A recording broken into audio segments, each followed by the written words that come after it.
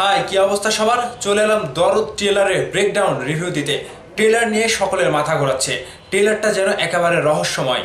শাকিব খানের দরদ সিনেমার ট্রেলারে ফার্স্টে যেটা উঠে আসে, শাকিব খানের বউ অর্থাৎ দুলু মিয়ার বউ সোনাল চৌহান ফাতেমা যিনি, তিনি শাকিবকে প্রশ্ন করে, তুমি যে বললে পুলিশের কাছে স্যারেন্ডার করবে, তখনই শাকিব খান কিন্তু নায়কের বেশে এন্ট্রি নেয় এবং তার বউকে বলে যে স্যারেন্ডারই যখন করব, ভিলেনের মতো করবো, নায়কের মতোই করি। তো এই জায়গা থেকে খেলাটা শুরু। এখানে একটা প্রশ্ন থেকে যায়, আসলেই শাকিব খান খুনগুলো করে কিংবা শাকিব খান যে স্যারেন্ডার করবে, তার বউকে কথা দেয়, তার বউ তাকে সন্দেহ করে যে এই খুনগুলো শাকিব খানই করে কিনা। এরপরেই শুরু হয় একের পর এক খুন।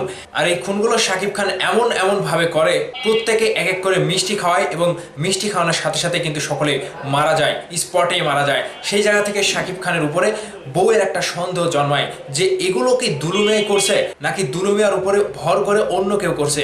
আসলে শাকিব খানের ভেতরে অন্যরকম মেন্টালি দেখা যায়। কখন কি মেন্টালি শাকিব খান ভর করে শাকিব খান নিজেও জানে না। এমনকি শাকিব খান নিজেও জানে না যে খুনগুলো সেই করছে। সেই জায়গা থেকে তার সন্দেহের পরে তার বউ তাকে সন্দেহ করতেই থাকে।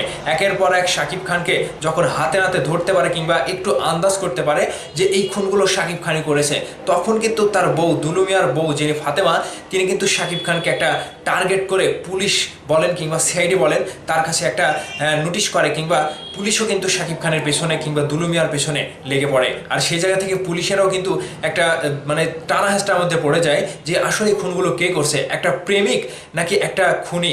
আসলে এত বড় একটা প্রেমিক কি খুন করতে পারে?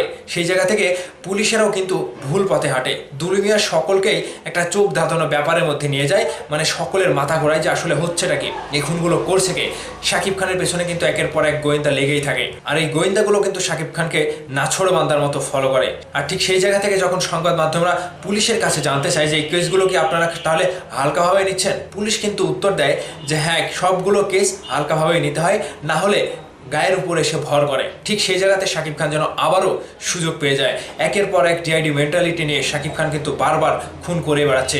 এক সময়টাতে শাকিব খান তার বউকে মিষ্টি খাওয়ায়, তাহলে কি শাকিব খান দুলু মিয়া তার বউকেও মিষ্টি খাইয়ে মেরে ফেলে?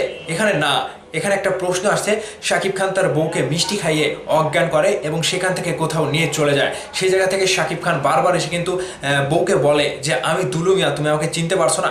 তারপরেই কিন্তু শাকিব খান তার বউকে পরিচয়টা দেয় যে আমি আসলে খুনটা করিনি, আমার ভেতরে কোনো একটা কিছু হচ্ছে যেটা আমি বুঝতে পারছি না। কিংবা একটা মহিলা সেখানে চিৎকার করে খুন করার সময় যে মার্ডার মার্ডার মার্ডার। ঠিক সেই জায়গাতেও কিন্তু শাকিব খান একটা অন্য পর্যায়ের মানুষ হিসেবে হাজির হয় এবং সেখান থেকে শাকিব খানের যে ডিআইডি মেন্টালিটি, সেটা কিন্তু শাকিব খান নিজেও ধরতে জানে না। এবং এক পর্যায়ে শাকিব খানকে সেই খুনের সন্দেহে মানসিক হাসপাতালে কিংবা জেলে দেওয়া হয়। সেই জেলে শাকিব খানকে অনেকভাবে টর্চারিং করার পরেও শাকিব খান স্বীকার করে না যে সেই খুনগুলো শাকিব খানই করেছে। এখান থেকে শাকিব খানের ডিআইডি মেন্টালিটি কিংবা নিজের ভেতরে অনেক রূপ কিংবা অনেক মেন্টালিটি ভর করে শাকিব খান কিন্তু ভুলে যায় যে খুনগুলো সেই করেছে।